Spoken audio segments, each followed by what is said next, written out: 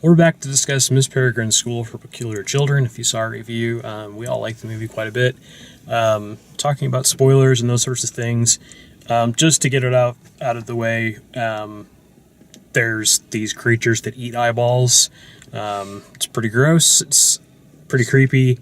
They specifically look for the eyeballs of children. Yeah. And well, peculiars. the peculiars, because the first one you see is the grandfather, and they kind of hide it in the shadow, so it's not like in your face that that's what's happening, but then they do it in a more graphic way. There's stuff like, there's the things that Enoch brings to life, the little like stop motion things that fight each other that are kind of cute and creepy in a Tim Burton kind of style. They look like something out of Pee-wee's Playhouse or something like that. It made me think of Toy Story. When the little kid The like Twisted Toys. yeah does that.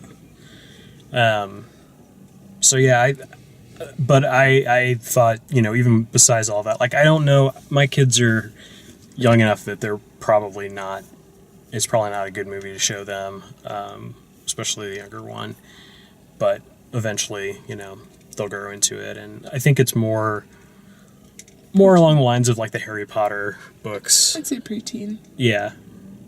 Yeah, I mean, PG-13 is the right rating for it. Asa Butterfield was fine.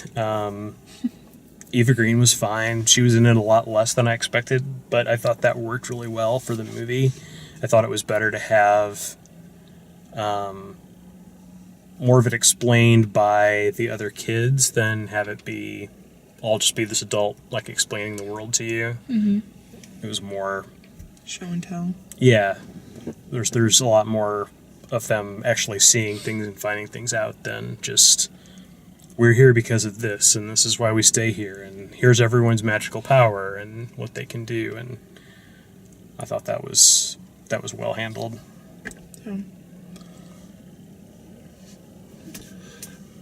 I mean, I really liked it. There's not a whole part, like the trailers make you really want to see the movie. If you don't have an inkling, then if you don't want to see it, then don't go see it. But the trailers really drew me in to see the movie, and it didn't let me down, and it still left enough of the movie for me to still enjoy it. Mm-hmm. Like, I knew that the whole boat scene, she was able, her special power, and one of the other girls, but the other kids, they didn't know what their peculiar. Yeah, it had been long enough since I'd seen that trailer that I'd forgotten that was part of this movie, the whole breath power thing. And that's one of the other things, too, is that there's sequences in this movie that would be like the whole second act of another movie, or the whole idea of another movie. Yeah. And instead it's just a little piece of this. It's just a single character or a couple of scenes that it comes into play, and that's really it. Like the twins, like, they don't tell you what their power is. They just use it one time, and then okay, all right, that's what they do. I really like the end. Like, I was afraid that they were going to cut the end off and you didn't know what happened. But I was glad that they kind of like wrapped it up. You knew that he got to see his grandfather, and his grandfather got to, probably, I'm sure, explain more to the life. So that I really liked. I agree. I think if they had made an ambiguous ending, like trying to get a sequel or something, it wouldn't have been as satisfying. Yeah. Like, if they'd have cut it off with him handing him the map and saying, we know where they've been, and then boom, cut to credits. It wouldn't have been near as satisfying. It would have had you like, oh my god, they have to make another one. One's part two. But this one, if there's not a second one, which God, I hope there is, if there's not a second one, I'm okay. Like, this was a complete movie. Yeah, it's fine. I couldn't help but being drawn to the parallels with, this is kind of a lighter version of Pan's Labyrinth, being in 1943. Mm-hmm. The monsters and everything. I just got that Del Toro feel to it. I thought it was I can see that. I thought it was like a lighter version of that, a good introductory version for, kids. Yeah. Older kids. Kids. Yeah.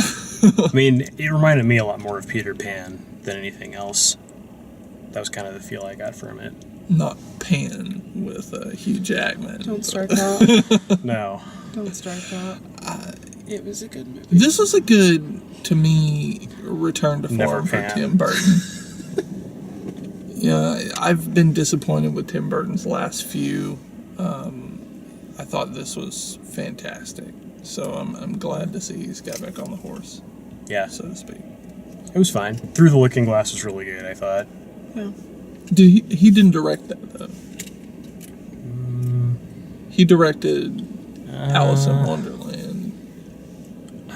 To be continued. Yeah, I mean, somebody out there will know it, but I'm pretty sure that I thought he came back and did the second one, but maybe not.